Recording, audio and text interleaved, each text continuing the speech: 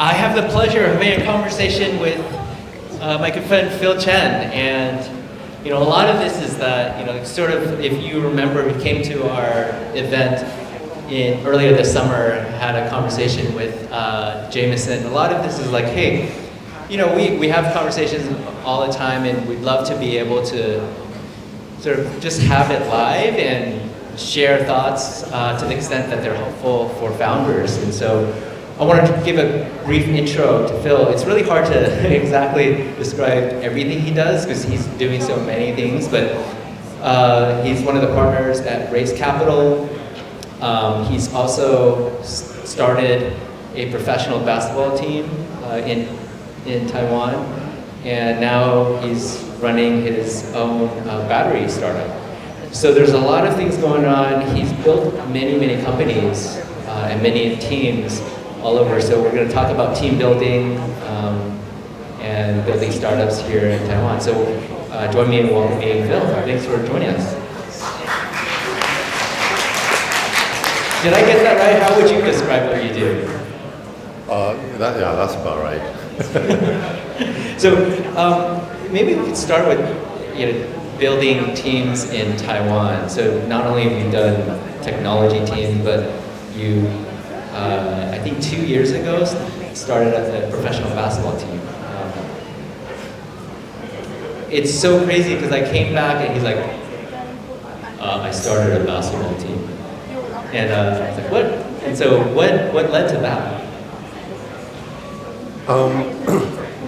I think maybe I'll start with the team that we built during the golden years of HTC. I think we were in a really lucky position where we built the first Android phones, and I think we were the first company, if not back then, to really integrate a big Silicon Valley team with Taiwan manufacturing kind of ethic. That team that we built, we made amazing products. I think one of the things we did great was when we integrated. And back then it was huge, right? I'm talking about 2007 to 2012, that time frame. We really built an amazing user experience team. And that user experience was significant because we were the first to do it even not on top of Android, but even back then on Windows. There was still Windows Mobile back then. And I remember that kind of Silicon Valley culture and the Taiwan kind of manufacturing ethic worked out really, really well. I can also talk about what didn't work out well, but it was a huge team both in Seattle. A lot of them were ex-Microsoft and design guys in the Bay Area. And then what we did was we obviously integrated a very complex software system into cutting edge hardware in mobile phones. But that culture just clicked, and I feel like I learned so much about that culture that when I built a basketball team in Taiwan, I hired a Western coach. We had import players. We try to get our team members to speak English, right? And that's a huge thing. It's really, really difficult. Why did you need them to speak English? Because English is very. There's a long story, but I'll tell a quick story. There was a Korean Airlines had this story about during the, I think, 80s or 90s. They had a lot of accidents, including plane crashes, right? And all the airline pilots, they spoke in Korean, right? And Korean is a very hierarchical language, right? Like when you address an older brother-in-law versus sister-in-law, auntie, what are different, dads, brothers, whatever, right? And what happened was that in the cockpit, right, the co-pilots, they're not able to get down to the truth, the crux of the problem, right? And so and they realized that was a problem, right? Because there was a status baked into the language. Yes. And that filtered the actual information. It was not just going through a language filter, it was also going through a status filter and another paradigm that had nothing to do with Yes, and we all experience that in companies, right? In teams where like, hey, I'm the person on the ground, I see this problem, am I gonna report it to my manager, right? And it's privileged information, or can I go over my manager and go to the C? I mean, there's a whole communication dynamic there. But when they switched to English, there were no more problems, right? When the pilots were forced to speak English. And for us, even at HTC, everybody was forced to speak English, right? Because also English is the language, I mean, English is the language of the internet, right? Yeah, it's almost like a standard protocol. Yeah, like all the latest ideas, all the latest things in venture, startups, you know, it's all in English. And it's the same with basketball, right? All the cutting edge thinking on, you know, it's, things we use the terms like collective coordination, you know, shared cognition within a team, right? It's really difficult to translate that into Chinese and then have an engaging, robust conversation when the best of this world are speaking this language and using those terms in very nuanced ways in that culture. And so all of this is to say that I think what I learned in integrating very different cultures and understanding these communication patterns made it really fun for me to start applying that to the basketball team, right? Because Taiwan, you know, we're not the best at basketball, you know, and we're trying to get better, but we're also importing the best that I've learned, that I've seen globally, to kind of change that culture.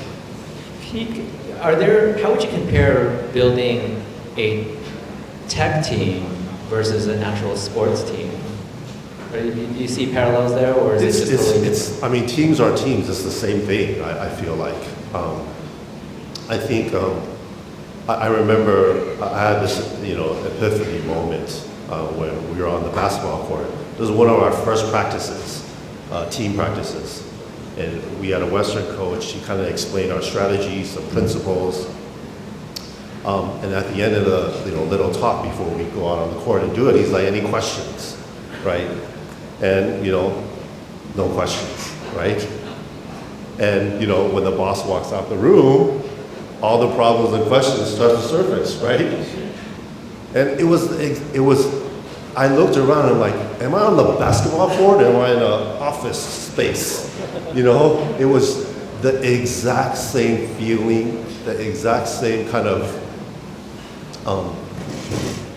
rhetoric, and I walked and I'm like, what is going on here? These are people completely from completely different educational backgrounds, right? Completely different function that we're doing. But that communication behavior was exactly the same.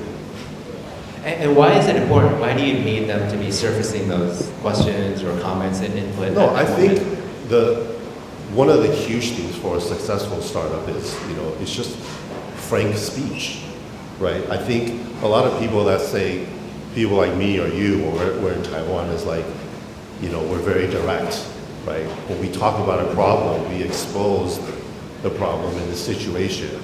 Sometimes it's too exposing for Taiwanese culture, and it can come across as rude, right? But another time I felt like is when during the 2010s when I went to China, and I saw the way they communicated. I felt like the Chinese startups, their system was a lot flatter too. And when I talked to them, my understanding was because they had gone through the Cultural Revolution and they had demolished Confucian kind of respect for the elders.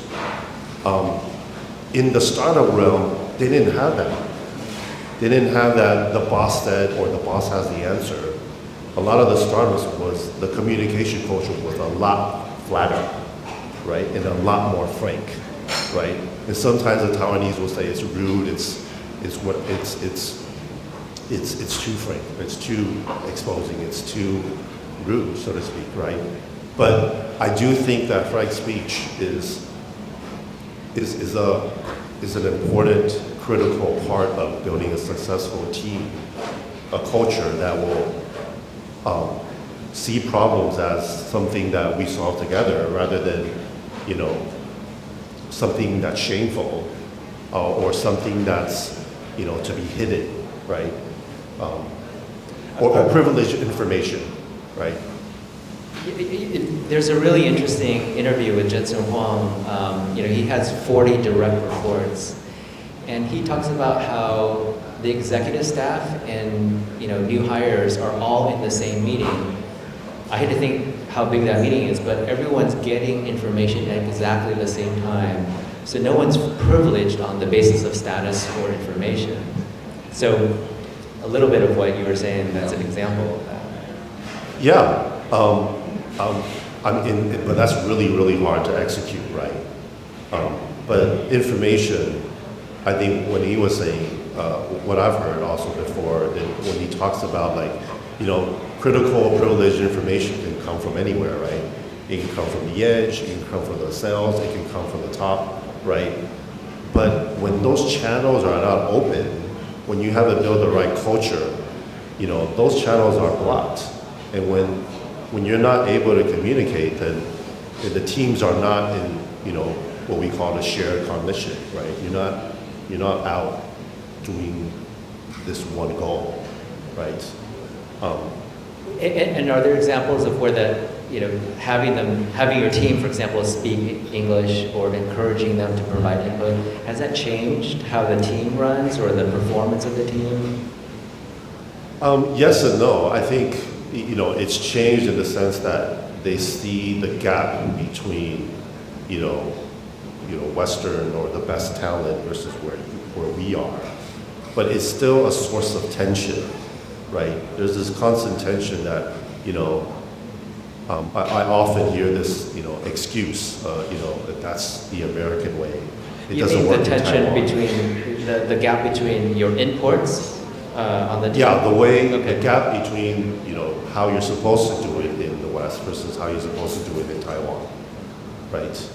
I feel like there was a little bit of that at HTC, but when it came to user experience and building, you know, phone after phone, that worked flawlessly almost. You know, I didn't intend to go into this direction, but when you touch upon that, I feel like there's a really important experience that you went through. I'd love, if you're okay with this, to share about it. I feel like one of the things that, you know, and Zhao Huang talked about it this morning, a lot of people in Taiwan tech ecosystem feel like they would say Taiwan has a challenge in establishing a brand. But HTC had a globally recognized brand that was native to Taiwan and was, you know, I remember the first HTC Android phone. There was a tremendous position there. What happened? Yeah, so, yeah, I mean, from 2007 to 12, that, you know, Silicon Valley, Seattle work ethic worked flawlessly with building hardware, the best phones, and we would win product award after product award. But I would still say that our storytelling wasn't there, right? We generally weren't very good at, I think the Taiwanese in general are not very good at storytelling, right? Because Taiwanese has a culture of, you know, if I'm doing 10, I'm just gonna say we did 8, you know, and we are more humble, and we try to undersell, so to speak, right? I think that goes into saying why we're not as great sales and marketers, because we are not as comfortable, you know, overstating what we are, what the things that we've done. Now, when it came to Beats, I remember sitting down with Jimmy Iovine first time we met, and he was telling me long story short, we acquired Beats, right? But he was saying that he wanted us to acquire it because at that time, every 18-year-old, and he was following what Steve Jobs would say, right, about 18-year-olds. They're the arbiter of the wave of culture. Every 18-year-old wanted an HTC phone, right? So we did something right, right? We weren't, but we knew we had to, for us to go, because we went from selling, 3 million phones to 6 to 12, 24, 48. 2012, we sold 50 million phones. The next year, we wanted to do 80, 90, right? But that required storytelling. And so the intention of acquiring Beats was that they would tell our story, right? But their culture was completely opposite, right? Beats is, if they do 2, they could tell a 100 story, right? And that culture didn't work well, right? That was the Hollywood storytelling culture. It's about amazing storytelling, but it didn't have to have any reality to it, right? When you're filmmaking or advertising a lot. And so I would say that culture, and so we thought naively that, okay, we're a great products company, we tell our story like this. They were a storyteller like this, their products were this. That must have been a match made in heaven, right? And because we had such a, good experience in integrating Western, Silicon Valley user experience design, we thought that opening the doors for that Hollywood storytelling kind of that thing would work, but it completely clashed. It would be a long story to tell why and how, but it's just that the fact that we were product people, we were all about reality in terms of products, and that gap was too big. That didn't allow this.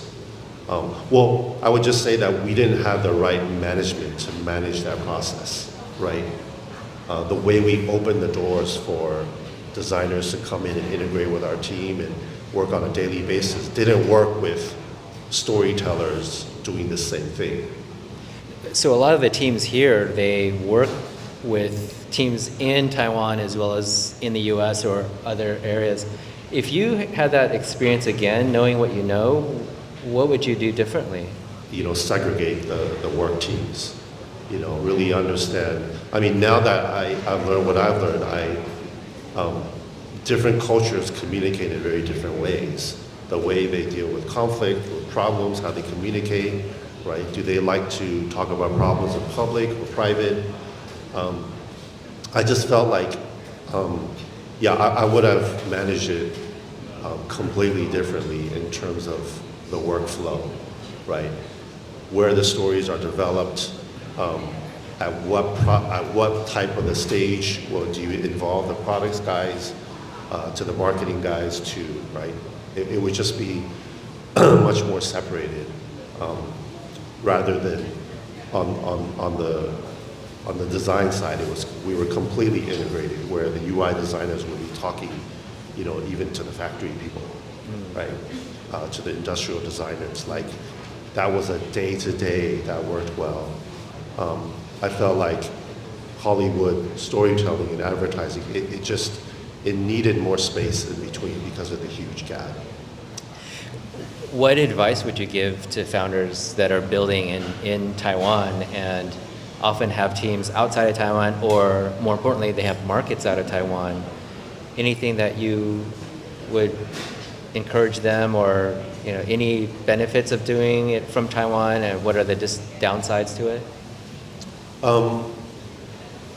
I would just be, I think there's a great book on the culture map. I think I've seen it on your desk before at TTA. It was based off a work she did with Netflix, right? In understanding, how different cultures speak, how they, talk about problems. I felt I feel like that book will help you understand, how to communicate and deal with issues cross-culturally. Yeah, I think that's a great guide. So I'm going to open up to questions. So, get your questions ready. I would want to ask the obvious one, because I feel like we need to just hear the backstory on this. You got Jeremy Lin on your team. How'd you do that? Can you describe that whole process? I think it's the same as how you would convince a founder to take your money, right? I feel like because I had that background and I completely approached it the same way. A superstar, founder, entrepreneur, and you have to compete with the best of funds to get allocation, right? And so I want to know your tricks, how you convince. But for me, it was, it's not about. When we talked, it wasn't about me or the team. It wasn't about me and my ego. It was really about what's the bigger mission, right? This is very little to do with me. We have the resources, but we're here to also support his vision and so it's always about what's the bigger mission, right? And do our values, coincide, right? And it's just, and it's you have to understand, like, closing these deals, getting from meeting the founder to closing, it's a conversation, right? And what is it in the process they learn about you and vice versa that makes the deal work? And so my approach was exactly the same as how a venture investor would convince an entrepreneur to take. That's an interesting comparison because, one of the things that a lot of investors get wrong is that the founders are the superstars. And it's interesting that that's how you saw that approach. Do you feel like you were at an advantage because maybe other teams didn't approach it that way? Yes, because the other thing, the one big thing difference between the new Taipei Kings and any other team, not just in Taiwan and Asia, is every other professional team in Asia has a company name on it, right? You mean the sponsor? Yes. Okay. Like Rakuten whatever or Samsung whatever in Taiwan, like Fubon Braves, right? It's very strange to me that nobody knows the Braves as Taipei Braves, right? Everybody just says Fubon. And it's so strange to me, like, why would you wear a bank t-shirt as a basketball fan? Nobody's ever thought that's being strange or weird or just plain wrong, right? Our position is that's plain wrong, right? Like, why would you, like Lakers, LA Lakers, would you wear a Crypto.com or Staples jersey with LeBron James on it? Like, think about how silly. It's the Golden State Rocketans. That's right. The Rakuten Golden State Warriors, really? Right? Or Oracle Warriors? Like, Larry Ellison would like that, but like, it just doesn't make any sense. But the Taiwanese people, we've accepted that as that's how it's done. Right? You're here, you're playing for my brand, for my bank, for my real estate company. And so at the end of the day, it's the ego of the, right? But we're here we actually want to build this team for the city. We're trying to build an identity for the city. Just like, I grew up watching 80s NBA basketball. The Boston Celtics had an identity. The Lakers, Showtime Lakers, like the Detroit Bad Boys, they all had an identity, right? And it represented the people. That was the mission, right? It's not about the ego. It's not about a company even.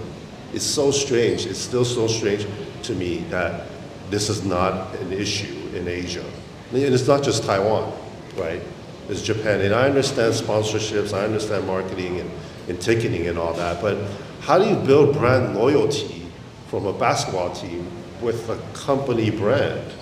Not even Nike does that, right? Not even Adidas does that. Like, for Adidas to do a professional team, like, They would never think to do that. Yeah, they have the stars as the name of their actual model, right?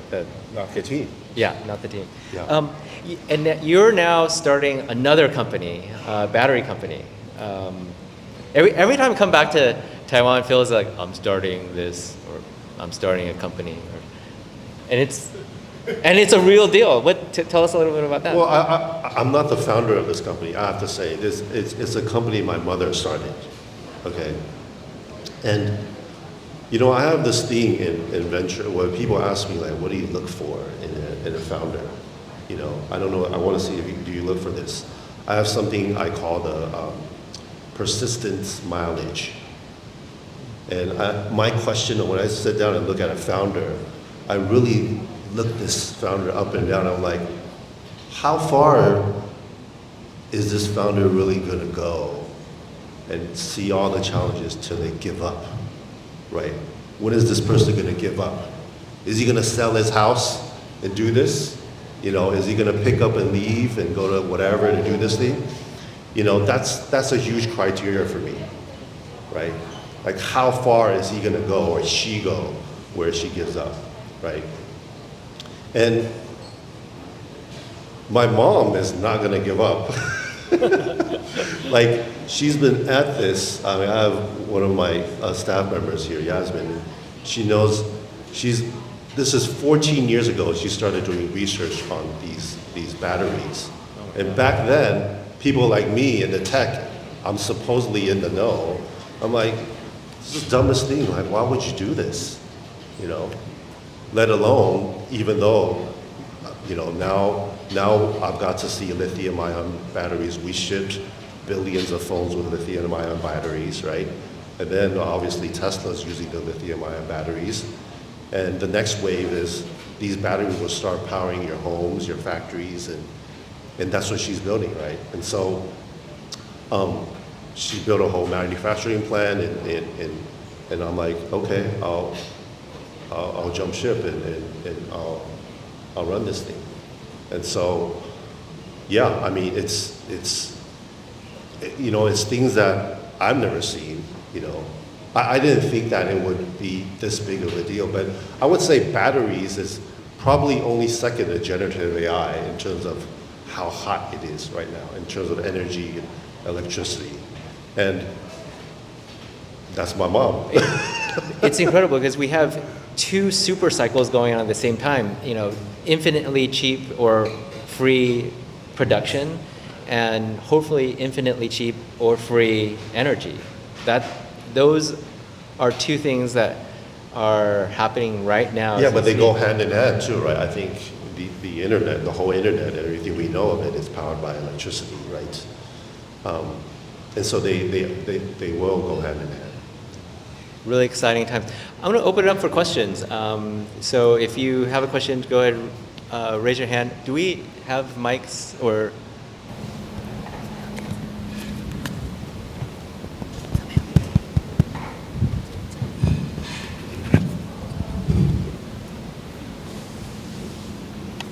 Hi, thank you so much. Just a quick question on the story that you told us about the basketball team where nobody had questions because you said everybody comes from like the cultural thing. It is to have a diverse team when you're building a team to try to kind of like bridge and get this kind of cultural issues. And if you're not able to build a diverse team, like how do you handle this problem? What do you mean by a diverse team, like culturally diverse? Yeah, like how important do you think it is to have like a diverse team where people come from a little bit of different cultural background, different educational background, race, gender, and so on? How important do you think it is when you're building a team, and if you're not able to build such a team, like what do you think can be done? Yeah. Yeah. I think for this business, innovation in creative businesses, it's absolutely important, right? I think in Taiwan, for manufacturing businesses, it's probably not as important, right? Because you want the same guy doing the same thing, in a very similar manner, in a repeatable, right? I think in an innovation business, I think of what Richard Florida says about the creative class. He talks about the 3 T's: talent, technology, and tolerance. I think that tolerance part is often ignored. And so I'm a huge subscriber of kind of expanding your toleration for very, very different cultures and communication patterns and shame culture, guilt culture, and understanding just people and their stories, right? And so, yeah, I think diversity and tolerance are a huge part of building a good, innovative, if you're in the creative business, absolutely critical, yeah. I don't know if that answered your question. Yeah, I think there was a question back at Nick.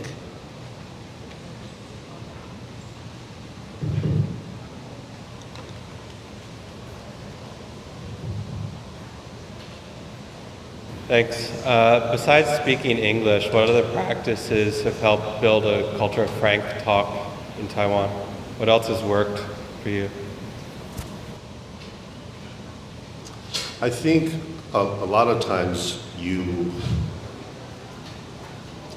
I'll share 2 things. I think first is, you notice, you start to just, I think if you're a leader in the company, you often just sit in these meetings and just watch and listen. How people are talking, how somebody's not talking. And sometimes you have to put the person who's not talking, who often has the answer and has the knowledge, you kind of have to put them on the spot to speak. And do it in a way where that behavior is rewarded, right? Whether you like it or not, there's a culture in your company that says this is rewarded and this is punished, right? And the clearer that is, the better. And so when questions or speaking up and frank speech and transparent conversations are done, that needs to be rewarded. And it needs to be rewarded publicly. And everybody needs to know that, right? Another thing that made me think of is the most interesting startup culture I've ever witnessed, and a lot of people in the gaming industry tell me the same, is a company called Valve. Do you know Valve? No. In Seattle? So Valve is the #1 PC kind of gaming, iTunes kind of. And so, and they're known to be able to build the same game, a AAA game, as Activision with a fifth of the people, right? And their culture was, they didn't put out, oh, we need a product manager or sales or marketing or whatever, or HR person. They would just interview you, and if they liked you, you would join the company. And then when you're in the company, you figure out which project you want to join. I found that culture, it works for gaming. I don't know if it works for, it definitely won't work for manufacturing, but for that, for gaming culture, it really worked, and it made it much more efficient. People loved that environment. But also there was it's like on the playground, you figure out who the alpha dog is, right? Ben Thompson has this thing, we talk about, everybody know Ben Thompson is? He's this tech writer, and we talk basketball all the time. And he says the one thing he really loves about basketball is the hierarchy is revealed very quickly. Meaning, when you're on the basketball court, there are basketball players here, like, you know who the alpha dog is, and then kind of, if you play basketball, you kind of naturally get into your roles, right? And so, sorry, I don't know why I talked about this, but the natural hierarchy, when it reveals itself, what I'm trying to say is every company has, whether there are titles or not, there is a natural hierarchy. And it's clear, it should be clear. often who the alpha is and who the beta is, and pay attention to that, you know. Because your alpha or sometimes your beta is not speaking up, who's the real alpha. Who the people, when the boss walks out, where the people actually talk to and listen to, right? Who are opening the channels of communication. Yeah, you have to pay attention to that.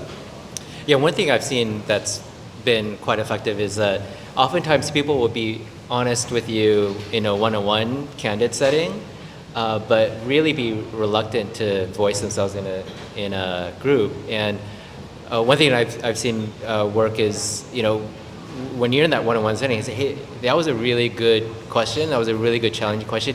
Can I ask you to ask that question at our next all hands?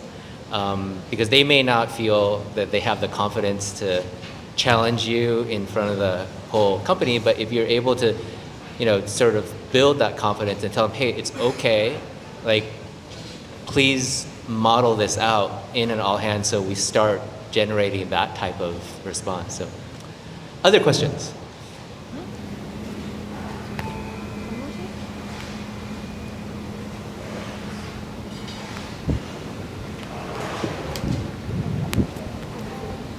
So if you're building a multicultural team, but you're feeling like it's actually leading to one specific culture, then what would you do to adjust that situation? Do you point someone to maintain the culture, like the neutral culture in the company, or any way to solve Well, it this? depends.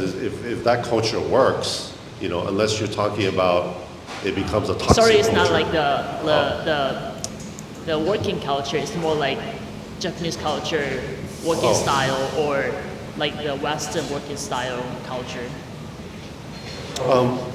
What do you mean? You mean like, So for example, my company is actually based in the United States, but majority of the members from Japan.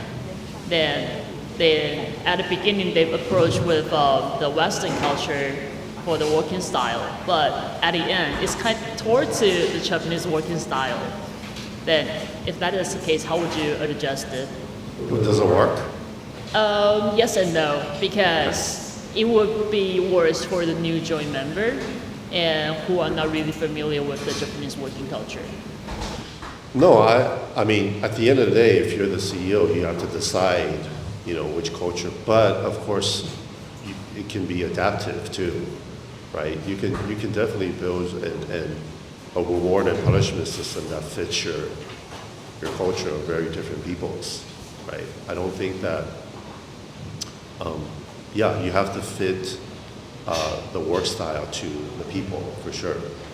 Yeah, and so hence my thinking around often just sitting and watching and observing in big teams how these communication and patterns go on, and what's the natural hierarchy too, right? That is a more adaptive rather than a top-down saying this is how the culture works. But yeah, that's one way to kind of, I guess, be more sensitive and empathic about adapting to, you know, these different cultures and different working styles. Well, I think that's all the time we have left. Are you able to stick around for lunch in case people want to grab you and chat? Yep. Yeah. Okay, awesome. Well, we're all very excited to watch the new season with Jeremy aboard with a superstar joining your team. And so we want to thank you and wish you all the best with the new Taipei Kings and your new company. So thanks for joining us. Thank you for having me. Yeah.